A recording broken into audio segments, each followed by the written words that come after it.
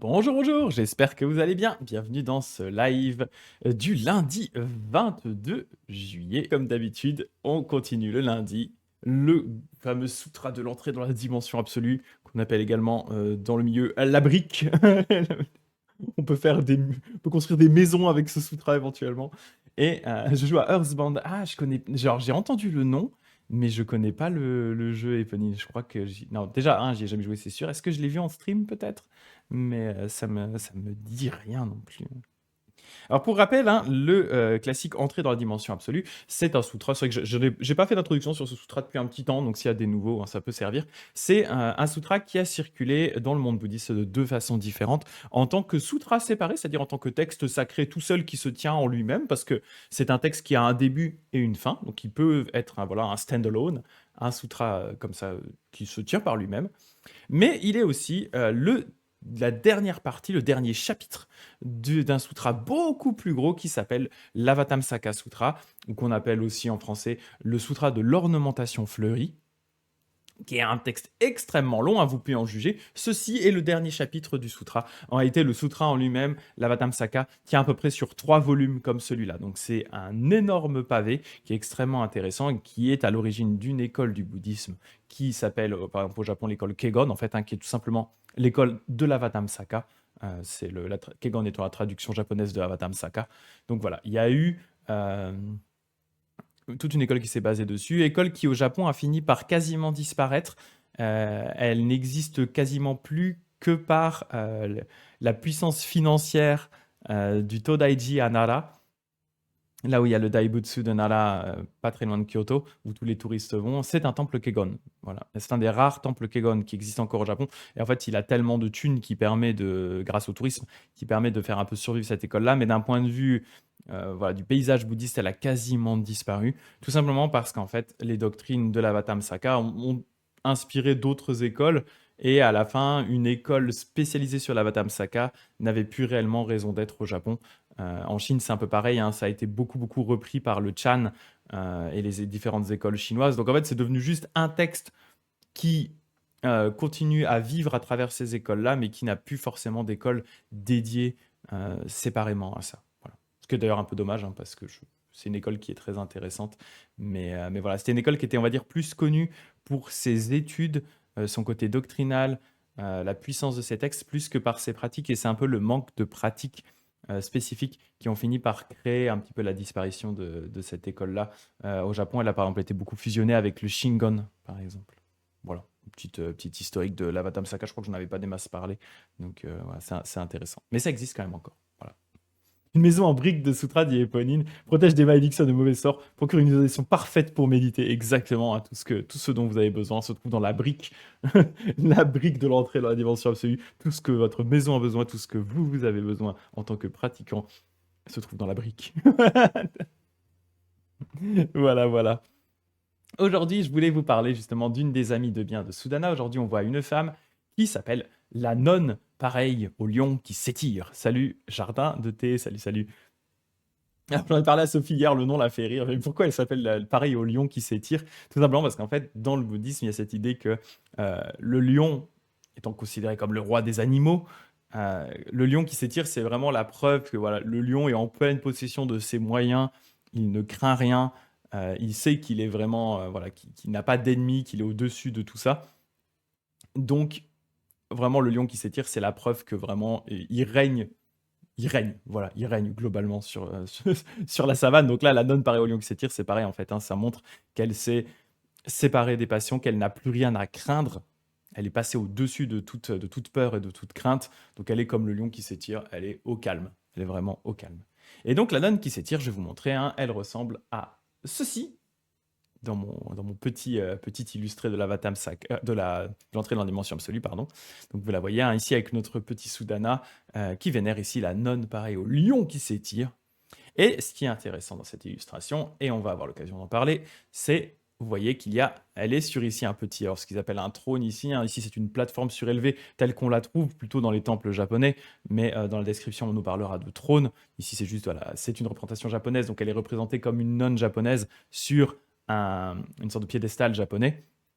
Dans le texte, on dira que c'est un trône, et vous la voyez, en fait, elle est ici, mais en réalité, ceci, ceci, ceci, tout cela, c'est également la nonne, pareil au lion qui s'étire, qui est sur différents trônes en même temps, en train d'enseigner le dharma. On va voir que ça, c'est justement son pouvoir spécial.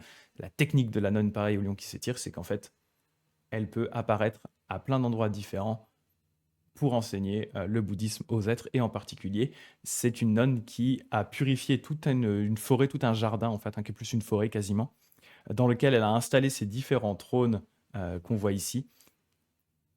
Et sur ces différents trônes, elle enseigne aux différentes catégories d'êtres en fonction de leurs besoins, en adaptant son discours aux besoins de chaque être. Donc voilà, donc on va retrouver un peu cette idée. Elle s'étire pas des masses sur le... T'imagines sur le dessin, elle ferait comme ça. Oui, oui, oui, oui, oui. Ah, elle est sérieuse quand même, la nonne, pareil au lion qui s'étire.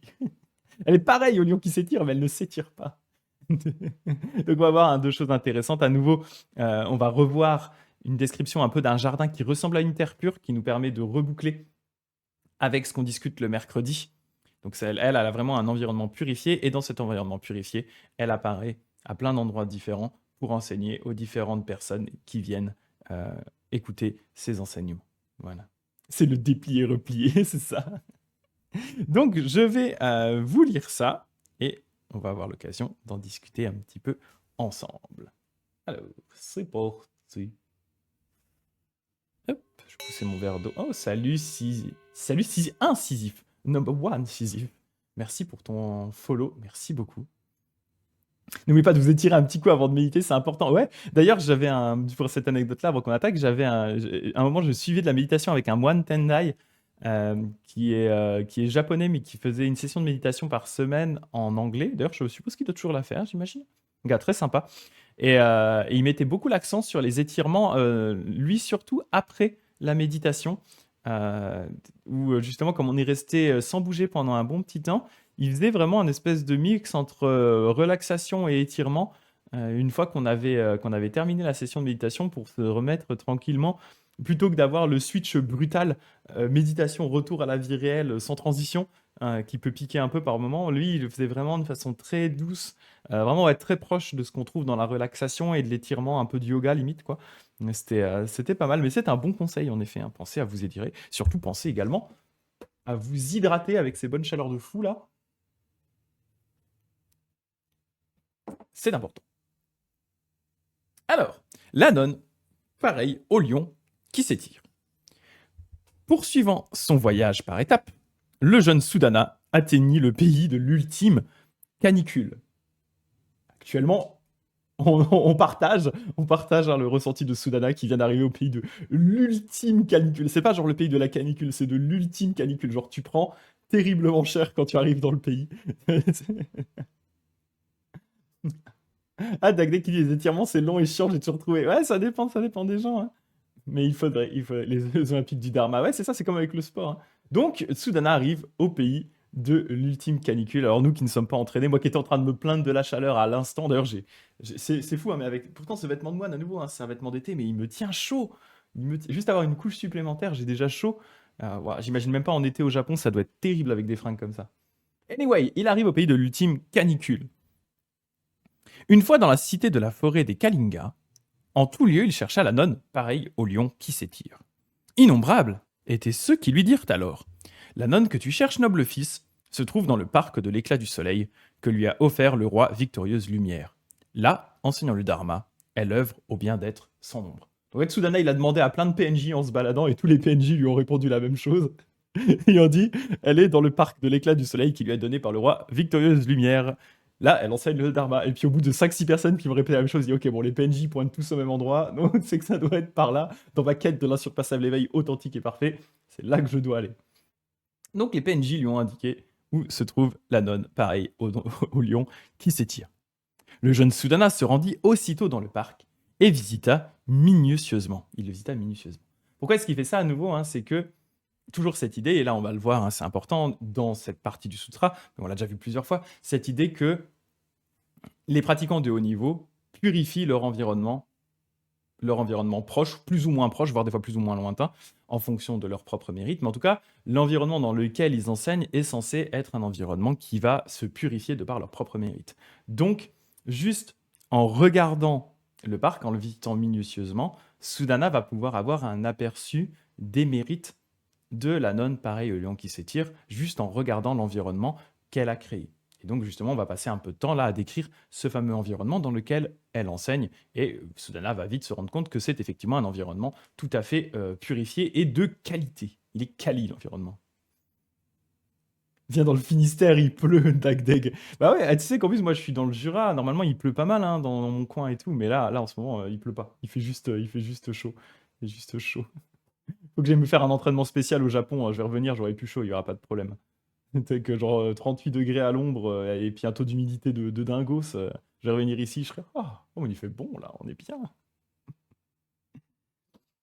Donc voici alors ce qu'il vit dans ce fameux parc. Un arbre immense du nom de pleine lune, dont la forme évoquait une pagode à étages et qui émettait des lumières illuminant toutes choses sur une lieue. Il vit aussi un arbre feuillu du nom de couvre-tout, dont la forme évoquait un parasol et qui émettait une lumière noire nuancée de lapis-lazuli. Donc là déjà on voit ces deux arbres, c'est des descriptions. Le premier, il émet de la lumière comme l'émettraient les Bouddhas et les Bodhisattvas. Le deuxième, il a cet aspect comme un parasol, donc qui est déjà une des choses qu'on offre aux Bouddhas et aux Bodhisattvas, mais qui est aussi du coup le symbole de la protection des êtres qui sont dessous, bien entendu. Un arbre fleuri, du nom de trésor de fleurs, dont la forme évoquée par sa hauteur, le souverain des monts enneigés. Donc là, un arbre un peu sans limite, puis avec le côté fleur pour le côté don de fleurs et odorant. Et d'où les fleurs extraordinaires tombées en pluie, sans qu'il en manque jamais, comme c'est le cas de l'arbre Parijata dans le monde des 33 dieux. Il vit aussi, d'ailleurs c'est une description, cette histoire de fleurs qui tombent comme ça pour qu'on puisse les offrir, une description qu'on trouve aussi dans les descriptions de la terre pure, dans le petit sutra d'Amida qu'on avait vu il y a 2 semaines. Même type de description, des fleurs qui tombent à tout moment pour qu'on puisse en faire des offrandes gratos au Bouddha, un petit don de fleurs. Il vit aussi un arbre aux fruits d'ambroisie, dont la forme évoquait une montagne d'or, toujours rayonnant de lumière, couvert de toutes les espèces inimaginables de fruits. Il vit encore un arbre à joyaux magiques, du nom de trésor de Vairocana, dont la forme n'était à nul autre pareil, et la cime s'ornait d'un joyau magique esprit souverain, entièrement paré de germes aux couleurs et aux particularités innombrables, avec toujours ce joyau magique, qui est pareil, une des choses qu'on peut offrir au Bouddha et qui est une sorte de joyau vraiment très supérieur, qui montre à nouveau la qualité des mérites de la nonne, pareil au lion qui s'étire. Il y avait aussi un arbre à tissu du nom de vide et pur, qui paraît dépendant d'étoffes de toutes les couleurs. Il y avait encore un arbre chantant du nom d'allégresse, d'où s'échappaient des musiques plus merveilleuses et plus belles que les symphonies du ciel. Et il y avait un arbre à parfum du nom d'ornement universal, d'où constamment fusaient des senteurs extraordinaires qui embaumaient les divans de l'espace sans que rien n'y fasse obstacle. Donc là, vous voyez, en fait, la caractéristique de tous ces arbres qu'on voit ici, c'est qu'en fait, chacun de ces arbres représente des dons qui sont faits habituellement au Bouddha. Il y a un arbre qui donne des fleurs, des arbres qui donnent des espèces d'encens, en fait, des fleurs qui sont très odorantes, des arbres qui donnent des joyaux, des arbres qui donnent de la musique, tout simplement, des arbres qui donnent des tissus. Donc tout ça, en fait, ce sont des offrandes qui sont faites généralement au Bouddha et au Bodhisattva. Donc toutes ces offrandes-là sont naturellement générées par les arbres pour que les Bodhisattvas puissent aller les offrir à tous les êtres autour d'eux. Dans ce parc, il y avait aussi des fontaines et des piscines ornées des 7 matières les plus précieuses, tout enduit de santal noir, le fond tapissé de poudre d'or, débordant d'une eau pourvue de 8 qualités, dont la surface était couverte de lotus bleus, rouges, jaunes et blancs. Voilà cette petite description, c'est quasi textuellement, quasi copier-coller des descriptions qu'on a de la terre pure dans les différents sutras d'Amida. Les piscines avec le fond en or, orienté de joyaux, l'eau de 8 qualités, donc une eau qui est super quali, ultra pure, etc. Tout ça, ce sont des descriptions qui sont typiques. En plus, avec les lotus de différentes couleurs par-dessus, vraiment des descriptions typiques qu'on a dans les sutras de la terre pure. Donc, on nous montre vraiment que ce jardin qu'a créé et orné la nonne pareil au lion qui s'étire, eh bien, est tout simplement une petite terre pure, tout simplement. Innombrables s'alignaient les arbres incrustés de pierreries, sous lesquels se dressaient des trônes de lions, parés à leur tour des joyaux les plus variés. Donc là, on commence à nous parler justement de ces fameux trônes qu'on a vus ici sur l'image, hein, où on dit il y a plein de trônes différents, et on va nous expliquer après pourquoi il y en a autant, qu'est-ce qui se passe. Là, pour l'instant, on dit juste qu'il y a plein de trônes qui sont décorés avec des joyaux les plus variés, drapés d'étoffes célestes. Ils émettaient des parfums extraordinaires, frangés de soieries merveilleuses et appuyés contre des tentures piquées de gemmes. Ils étaient coiffés de filets en or, fins, appendus de cloches précieuses dont les lents balancements produisaient d'exquises musiques. Oui, ça va faire un écho, effectivement, hein, comme dit Eponine, ça va faire écho aux descriptions et aux contemplations qui vont être indiquées dans le Sutra des contemplations qu'on va continuer à lire mercredi, où justement mercredi, on va attaquer les différentes contemplations successives qui sont préconisées par le Sutra. Effectivement, ça va faire beaucoup écho à ce type de description. De toute façon, ça revient toujours, c'est toujours un petit peu les mêmes thèmes, hein, dans le côté des terres pures. Mais voilà, là, c'est toujours intéressant de voir non pas une terre pure d'un Bouddha, mais vraiment une terre pure à plus petite échelle, en tout cas apparente, plus petite échelle d'une bodhisattva, voir qu'effectivement les bodhisattvas eux-mêmes, hein, créent leur propre terre pure, mais qui sont des versions un peu miniatures de celles des grands Bouddhas comme Amida. Sous certains arbres, il y avait des trônes coiffés d'une fleur de lotus, des trônes coiffés de gemmes, roi des parfums, des trônes coiffés de pierres souveraines ornées des nagas, des trônes coiffés de pierres souveraines assemblées de lions en pierreries, des trônes coiffés de pierres souveraines de Vairocana, et des trônes coiffés de 100 000 pierres souveraines de Vairocana. Autour de chaque trône s'en dressaient 100 000 autres, tous couverts d'innombrables ornements. Donc là, toujours là, cette caractéristique qu'on voit, hein, dans les sutras de l'ornementation fleurie, dont est issu, hein, ce sutra-là de l'entrée dans la dimension absolue, toujours cette idée, hein, qu'il y a une sorte d'imbloquance des phénomènes qui fait que un trône se répercute en réalité autour de lui sur 100 000 autres trônes, ou génère 100 000 autres trônes, sans qu'il n'y ait réellement de bloquance entre ces différents phénomènes. Donc voilà, ça ne pose pas de problème que ce trône se répercute 100 000 fois, comme ça, un peu partout, tout autour. On pourrait vous dire, même peut-être dans certains atomes, comme on dit des fois, hein, on dit qu'il y a plusieurs terres pures, une infinité de terres pures dans un seul atome. Il y a cette idée de l'imbloquance des phénomènes qui est caractéristique, hein, de ces sutras-là. Le parc débordait de joyaux, comme une île au trésor sur le grand océan, drapé d'un duvet de cacalindica, donc apparemment mot que l'on pourrait traduire par l'expression merveilleusement fin, doux et léger. Oh, ça donne envie, ça. Donc il est drapé d'un duvet extrêmement doux et confortable. Mes chats aimeraient bien aussi, je pense. Le sol était d'un contact enchanteur et d'une élasticité parfaite. Ça, c'est typique aussi de description des terres pures. Ça me fait penser, vous savez, à ces revêtements qu'ils mettent maintenant pour les petits parcs pour enfants, là, les petites aires de jeu pour enfants. Ils te mettent un espèce de sol qui est un peu moumou rebondi comme ça. Apparemment, le sol des terres pures, il est dans la même matière que le sol des aires de jeu pour gamin qui est tout moumou pour que quand il tombe, il se fasse pas mal. Bah là, c'est pareil. Le sol était d'une élasticité parfaite et d'un contact enchanteur. D'innombrables oiseaux émettaient des sons subtils et harmonieux. Des sandales précieux, parés d'ornements extraordinaires, tombaient les fleurs les plus variées en formant une inépuisable pluie de pierres précieuses, comme dans les jardins d'Indra, le roi des dieux. Souveraines et non pareilles, des senteurs embaumées de toutes parts, comme dans la salle du conseil des 33 dieux. À la cime des arbres chantants et des palmiers en matière précieuse, des filets de grelots d'or produisaient des musiques merveilleuses, aussi belles que le chant des déesses à la gorge parfaite du ciel des dieux souverains. Aux arbres comble souhait pendaient des étoffes multicolores, constellées de joyaux moirés comme les reflets du grand océan.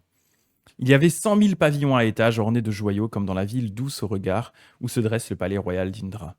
Les précieux parasols s'étendaient s'étendaient jusque dans le lointain, comme l'immense sommet plat du mont Méru.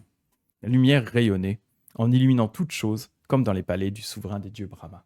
En fait, ce qu'on dit ici, hein, c'est que cette terre est vraiment comme on imaginerait le paradis des différents dieux, qui sont à la base des dieux de l'hindouisme, mais qui sont repris dans le bouddhisme. À nouveau, hein, pour rappel, hein, quand on parle de Dieu ici, on ne parle pas de Dieu créateur, on parle d'un état de renaissance très élevé et bénéfique, mais qui n'est pas éternel. Hein. Ce sont des dieux qui, à un moment ou à un autre, s'ils ne se libèrent pas du cycle des naissances et des morts, vont finir par retourner eux-mêmes dans ce cycle et peuvent potentiellement être réincarnés en cochon d'Inde. Hein. J'insiste toujours sur le cochon d'Inde, c'est important.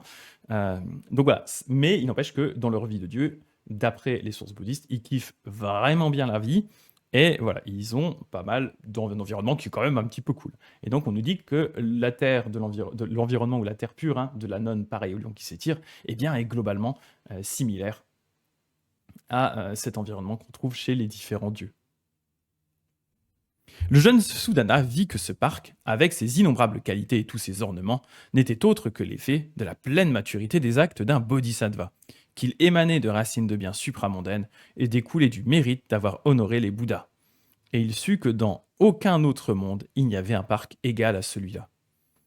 Il en était ainsi parce que la nonne pareille au lion qui s'étire avait réalisé la nature illusoire de toute chose, et tout cela était le produit karmique de son immense accumulation de mérites purs et vides.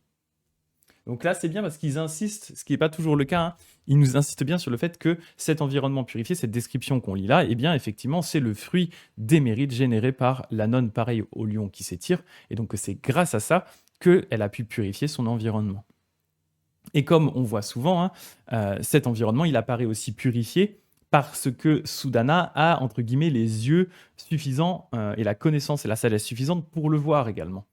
Si c'était une personne normale, il est possible tout simplement qu'il se retrouve dans un parc, tout ce qu'il y a de plus banal, probablement un petit peu joli, euh, avec au milieu une nonne qui est en train d'enseigner le bouddhisme, mais ce serait à peu près tout.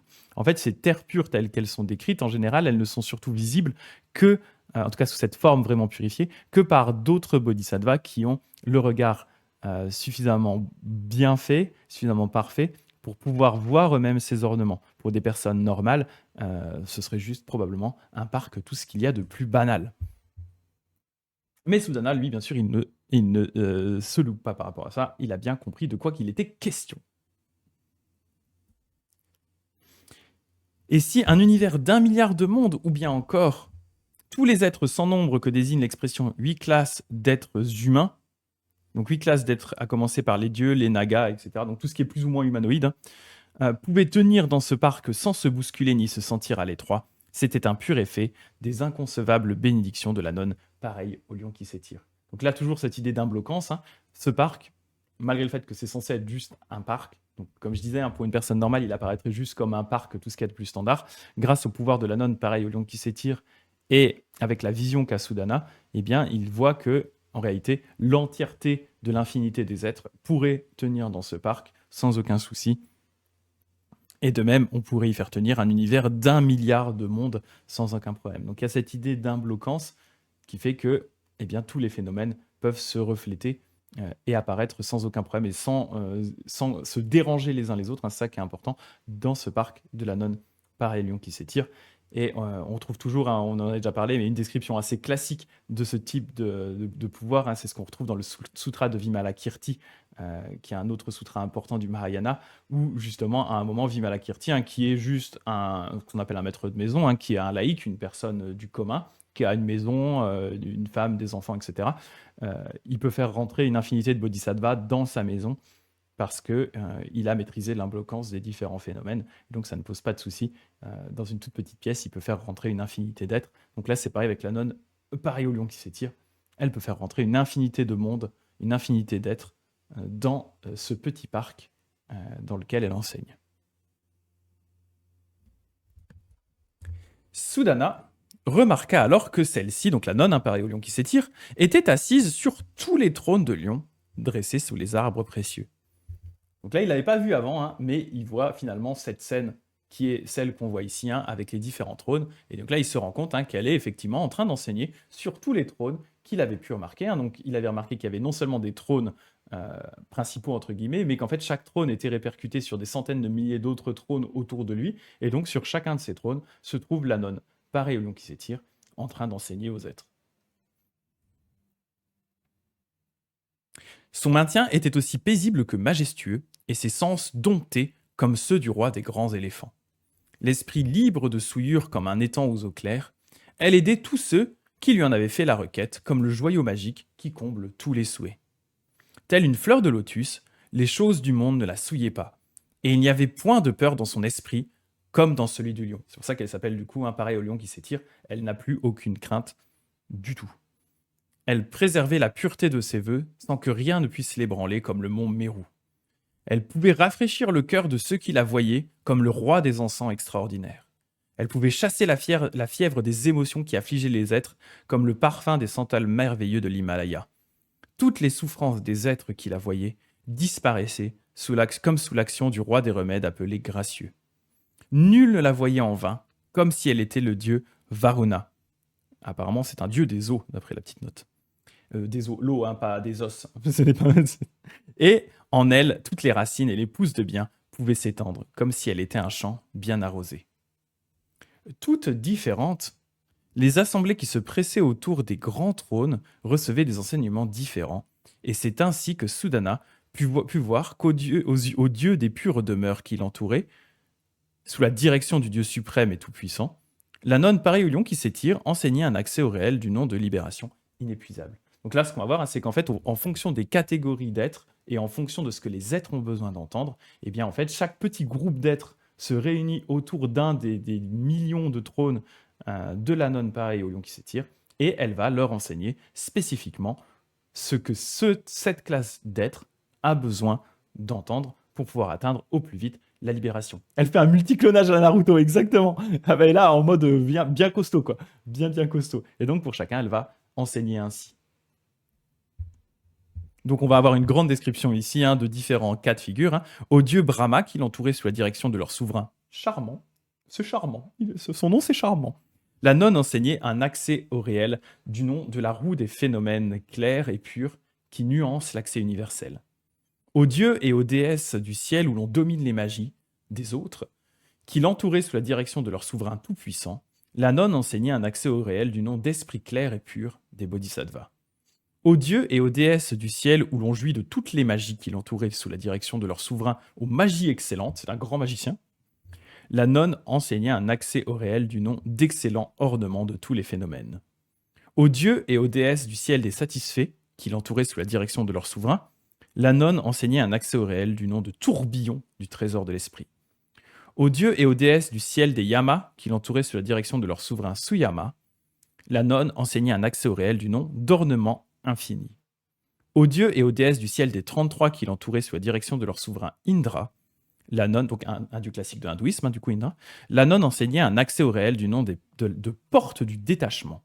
Au roi Nenaga, sans rayon de lumière, Nanda Upananda, Manasvin, Airavata, Anavatapa, etc., et d'autres, ainsi qu'aux Naga et aux Nagini, qui l'entouraient sous la direction de leur souverain océan, la nonne enseignait un accès au réel du nom d'ornement lumineux de la sphère des pouvoirs extraordinaires des Bouddhas. Aux Yaksha, donc ces sortes de monstres, qui l'entouraient sous la direction de leur souverain Kubera, la nonne enseignait un accès au réel du nom de trésor qui sauve les êtres. Au Gandharva, donc un autre type de monstre, la nonne, au Gandharva qui l'entourait sous la direction de leur souverain de Rajashra, je ne sais pas le prononcer, Rajashra, la nonne enseignait un accès au réel du nom de joie inépuisable. Aux Asura, donc là, des mots un peu guerriers, qui l'entouraient sous la direction de leur souverain Rahu, la nonne enseignait un accès au réel du nom d'accès de la sagesse, à la sagesse de la dimension absolue, aux prestes ornements. Au Garuda, qui l'entourait sous la direction de leur souverain prompte saisir, la nonne enseignait un accès au réel appelé qui fait trembler de peur l'océan des existences. Au Mahoraga, qui l'entourait sous la direction de leur souverain bois des manguiers, la nonne enseignait un accès au réel appelé qui provoque la joie des Bouddhas. Aux innombrables centaines de milliers d'hommes et de femmes qui l'entouraient, donc à nouveau, toujours cette idée d'imblocance, il n'y a aucun problème en fait qu'il y ait absolument tous ces êtres-là qui soient dans le parc, ça ne bloque pas, il n'y a pas de bouchon, on n'est pas dans le métro à Paris avec les Jeux Olympiques ou le RER là, il n'y a pas de bouchon, il n'y a aucun problème, tout le monde est là, il y a des centaines de millions d'êtres, et en fait personne ne se bloque, pareil avec les trônes, c'est pratique, extrêmement pratique. Donc on disait, aux centaines de milliers d'hommes et de femmes qui l'entouraient, la nonne enseignait un accès au réel du nom de conduite éminemment sublime. Aux Rakshasa, qui l'entouraient sous la direction de leur souverain grand arbre ravisseur de semences et de souffle, il est un peu chelou son nom à celui-là, la nonne enseignait un accès au réel du nom de naissance de la compassion et de la commisération. Aux êtres aimant avec foi le véhicule des auditeurs, donc ça c'est le disciple du Theravada, qui l'entourait, la nonne enseignait un accès au réel du nom de clarté de sublime sagesse. aux êtres aimant avec foi le véhicule des Bouddhas par soi. Donc ça, c'est l'autre catégorie. Ce sont les êtres qui vont devenir des Bouddhas par eux-mêmes et pour eux-mêmes, hein, donc ils ne vont pas suivre la voie des bodhisattvas. Ils vont rester à kiffer la vibe pour eux-mêmes. Donc aux êtres aimant avec foi le véhicule des Bouddhas par soi qui l'entouraient, la nonne enseignait un accès au réel du nom d'immense clarté des mérites du Bouddha. Aux êtres aimant avec foi le grand véhicule qui l'entourait, la nonne enseignait un accès au réel du nom de lumineux accès à la sagesse du recueillement, de la porte de tout. Elle veut pas venir dans le métro, créer de l'imbloquance dans le métro. Franchement, moi je dis les bodhisattvas, ils devraient venir créer de l'imbloquance dans le métro en ce moment. Ça serait peut-être une bonne idée. Donc vous voyez en fait hein, que la nonne pareil au long qui s'étire s'adapte à chacun, à chaque catégorie d'êtres pour leur enseigner au mieux ce dont ils ont besoin pour pouvoir avancer sur le chemin spirituel, hein, parce qu'on a toujours cette idée dans le bouddhisme que eh bien, tout le monde n'est pas à la même étape sur le chemin. Tout le monde n'a pas la même histoire, les mêmes problèmes, les mêmes réalités, ne vit pas les mêmes réalités. Et donc, il faut adapter les enseignements en fonction des besoins de tous les êtres. Et donc, c'est exactement ce que fait la nonne, pareil au lion qui s'étire, en se multipliant grâce à son multiclonage, en se multipliant à l'infini pour répondre aux besoins spécifiques de chacune de ces catégories d'êtres. Au bodhisattva venant d'engendrer l'esprit d'éveil pour la première fois qui l'entourait, donc évidemment, c'est des bébous, ils viennent de devenir des bodhisattvas, la nonne enseignait un accès au réel du nom d'ensemble de tous les vœux des Bouddhas. Donc elle lui fait écouter, leur fait écouter tous les vœux qu'ont émis les Bouddhas pour les motiver à créer leurs propres vœux. Au bodhisattva de la deuxième terre, donc là on va voir en fait les 10 terres des bodhisattvas qui sont dans ces sutras de l'ornementation fleurie, entre autres, mais globalement dans le bouddhisme en général, hein, qui sont les différentes grandes étapes, les 10 terres, grandes étapes par lesquelles vont passer les bodhisattvas, qui vont avancer au fur et à mesure. Et donc, elle va aussi enseigner des éléments différents en fonction de chaque être et de chaque degré d'avancement des bodhisattvas. Faut que je dise à ma femme d'apprendre l'imbloquance, elle aura peut-être pas assez de place pour mettre ses chaussures dans le placard. L'imbloquance de toutes les chaussures. Ouais, elle pratique vraiment le paramétrage des moyens adaptés. Alors elle, ouais, c'est 100% ça. Hein. Pour le coup, c'est vraiment la caractéristique première de ce qu'elle fait, c'est moyens adaptés, quoi. On adapte l'enseignement aux qualités et aux besoins de chaque être. C'est clairement ça. D'ailleurs, c'est juste ce que tu dis. Alors, j'ai pas vérifié d'ailleurs, Eponine, là-dessus. Les commentateurs de l'ornementation fleurie et du coup de ce sutra de l'entrée dans la dimension absolue qu'on est en train de lire, hein, ont aussi justement fait des classements parce qu'il y a tout pile le même nombre de bodhisattvas que le nombre d'étapes dans la carrière des bodhisattvas. Et donc, les commentateurs ont relié chacun de ces bodhisattvas, donc amis de bien de Sudana, ils les ont reliés à une étape de la carrière des bodhisattvas. Et donc là, j'ai pas vérifié parce que je suis pas allé dans ce niveau de détail parce que c'est des fois un petit peu tiré par les cheveux, honnêtement. Mais effectivement, c'est des choses qui se font et du coup, ils représentent certaines étapes du chemin. Mais c'est clair qu'au niveau de sa pratique, elle, clairement, ce qu'elle met en avant, c'est le côté moyen adapté. Hein, parmi les 6 paramitas ou 10 paramitas qu'on a dans ce type de sutra, c'est clairement celui-là qui est pour elle le plus important dans ce qu'elle fait, en tout cas, clairement. Ouais. Donc on nous dit hein, au bodhisattva de la deuxième terre qui l'entourait, la nonne enseignait un accès au réel du nom de roue qui éloigne les souillures. Au bodhisattva de la troisième terre qui l'entourait, la nonne enseignait un accès au réel du nom d'ornement serein. Au bodhisattva de la quatrième terre qui l'entourait, la nonne enseignait un accès au réel du nom de production de la sphère de l'omniscience. Au bodhisattva de la cinquième terre qui l'entourait, la nonne enseignait un accès au réel du nom de trésor des fleurs merveilleuses. Au bodhisattva de la sixième terre qui l'entourait, la nonne enseignait un accès au réel du nom de trésor de Vairocana. Au bodhisattva de la septième terre qui l'entourait, la nonne enseignait un accès au réel du nom de terre de tous les ornements. Au bodhisattva de la huitième terre qui l'entourait, la nonne enseignait un accès au réel du nom de corps qui occupe toute la sphère de la dimension absolue. Donc là, c'est typiquement ce qu'elle fait. Hein. Le fait de pouvoir déployer son corps à l'infini, c'est exactement ça. Au bodhisattva de la neuvième terre qui l'entourait, la nonne enseignait un accès au réel du nom d'ornement des forces de l'introuvable. Au bodhisattva de la dixième terre qui l'entourait, la nonne enseignait un accès au réel du nom de roue que rien n'arrête. Et aux déités chargées de diamants, alors qu'est-ce qu'ils disent Vajrapani, symbolisant les 10 aspects de la 11e terre, synonyme de l'éveil analogue. Okay. Des êtres qui sont quasiment à l'état de Bouddha. Hein. La nonne enseignait un accès au réel du nom d'ornement de Narayana, armé du diamant de la sagesse. Le jeune Sudana vit qu'à commencer par ceci, les êtres de toutes les destinées qui, mûrs et disciplinés, étaient aptes à recevoir les enseignements, se trouvaient tous dans le parc, assis autour d'un trône, où, trônant, la nonne lion qui s'étire leur enseignait le dharma en tenant compte de leurs désirs, de leur compréhension, de leurs qualités et défauts, ainsi que de toutes leurs différences, leur permettant d'atteindre l'irréversible dans leur progression vers l'insurpassable éveil authentique et parfait. Voilà, là c'est typiquement ce qu'on a décrit, hein.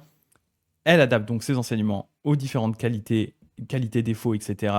Des êtres, et son but, c'est justement de leur faire atteindre cet état où ils ne peuvent plus reculer sur la voie des bodhisattvas. Et ce qu'on dit, c'est que du coup, en fait, dans ce parc se trouvaient tous les êtres qui étaient aptes, qui étaient mûrs et disciplinés suffisamment pour être prêts à écouter la nonne. C'est-à-dire, en gros, c'est comme si à partir du moment où les êtres étaient prêts à écouter la nonne, en se disant, ok, là maintenant, j'ai besoin d'écouter la nonne, je suis assez mûr et discipliné pour être juste au moins, ça ne veut pas dire que c'est des gens de forcément très haut niveau, hein, mais c'est juste des gens ils ont envie de progresser, ils disent ok là je suis prêt à écouter, et d'un coup ils apparaissent devant la nonne, ils sont tous dans le parc.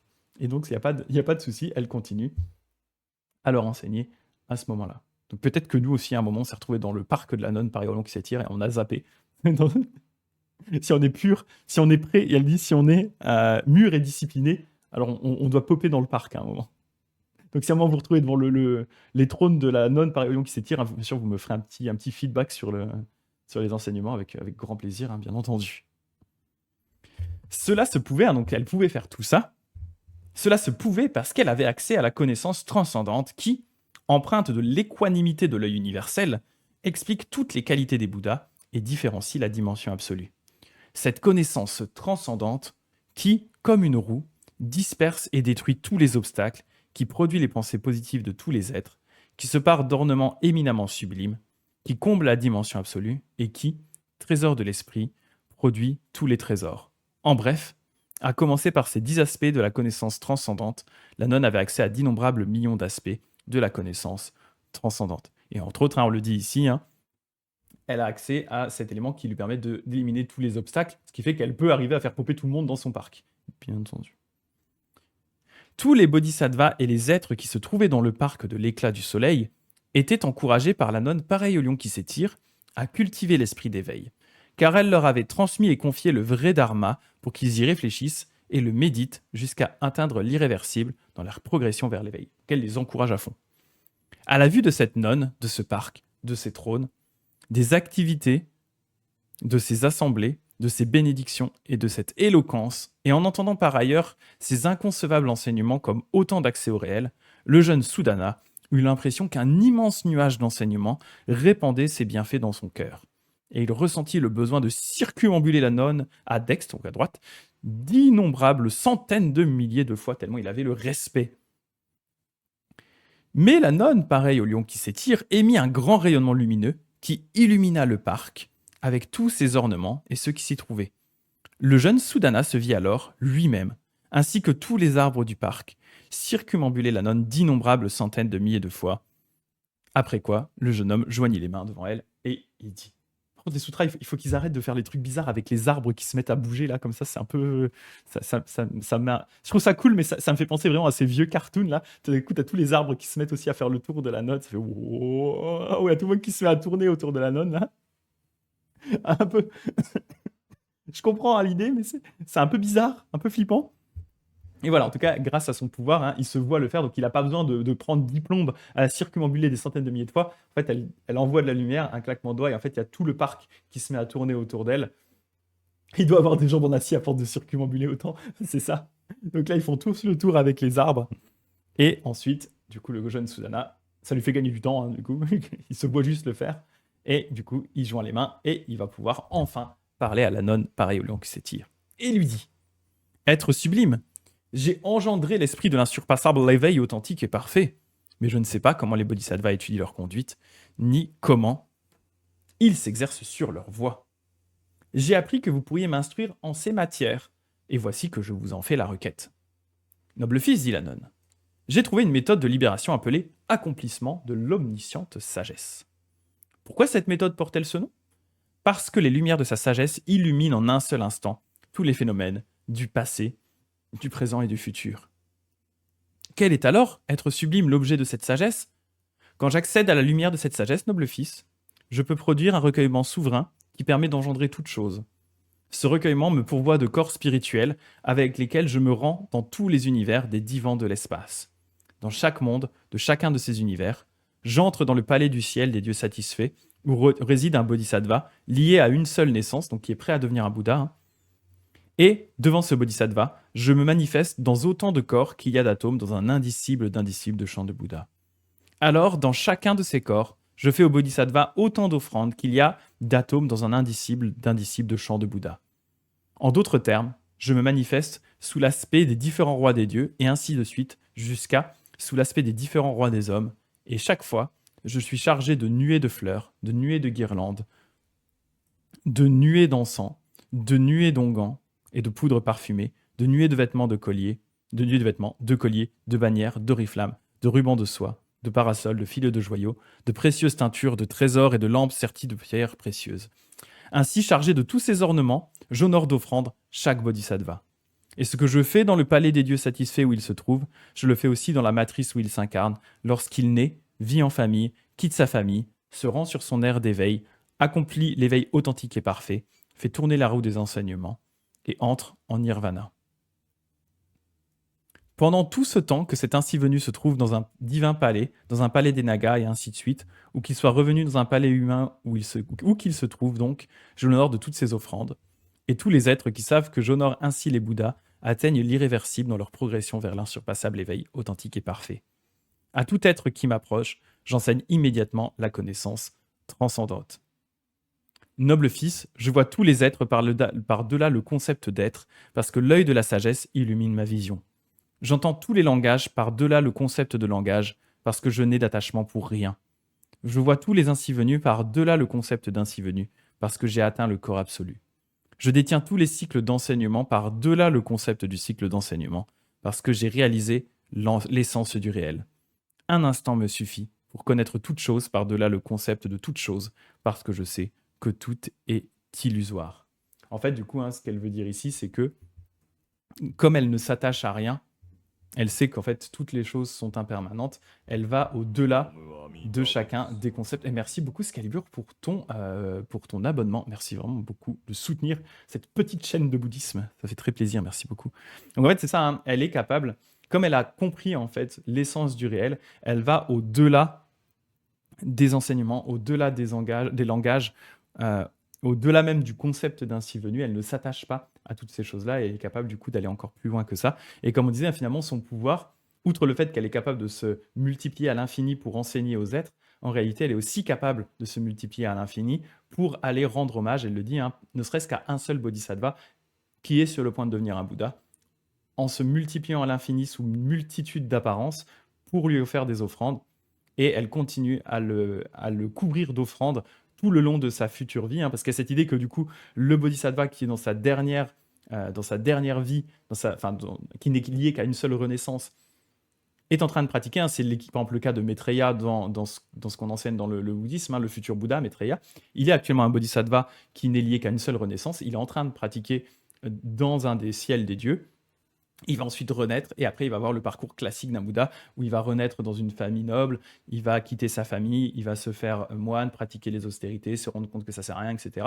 Et donc elle, en fait, à chacune, la nonne pareille au lion qui s'étire, à chacune de ces étapes, elle est là pour faire offrande au futur Bouddha. Même une fois qu'il est devenu Bouddha, elle continue à faire offrande.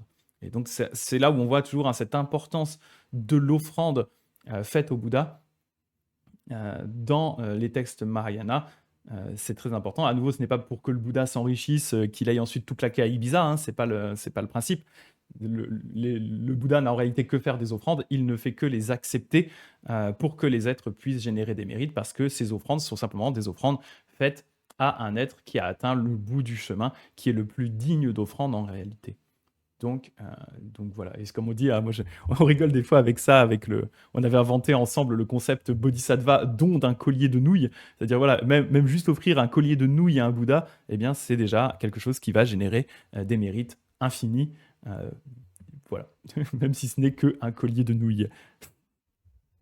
Donc voilà. Et donc elle continue avec la classique fin. en disant: «Ah, merci beaucoup Scalibur qui dit: "Bonjour, je profite pour dire merci pour ton travail. Je fais les replays sur YouTube. Merci beaucoup Theravada actuellement et tu m'as permis de beaucoup mieux comprendre des concepts, notamment les 5 agrégats." Ah bah, je suis content si ça t'a servi ça. C'est vrai que la partie Theravada qu'on a fait au tout début avec Walpola, elle est quand même pratique parce qu'effectivement Walpola c'est un bon vulgarisateur et c'est pour ça que j'avais choisi ce bouquin au début. Je suis très content si ça a pu t'aider. Et puis c'est vrai que là, bah, on continue notamment avec le vendredi sur du Theravada avec les questions de Milinda, qui est aussi un texte assez didactique, mine de rien, et qui va continuer à creuser un petit peu tous ces différents concepts. Donc c'est très très bien. Je te remercie beaucoup pour ton message, ça me fait très plaisir. Merci beaucoup. Et Ponine qui dit, en faisant des offrandes, effectivement, on apprend aussi à se détacher des objets, hein, c'est ça. On cultive le non-attachement en les offrant en plus à quelqu'une qui est vraiment en haut du chemin qu'on souhaite atteindre.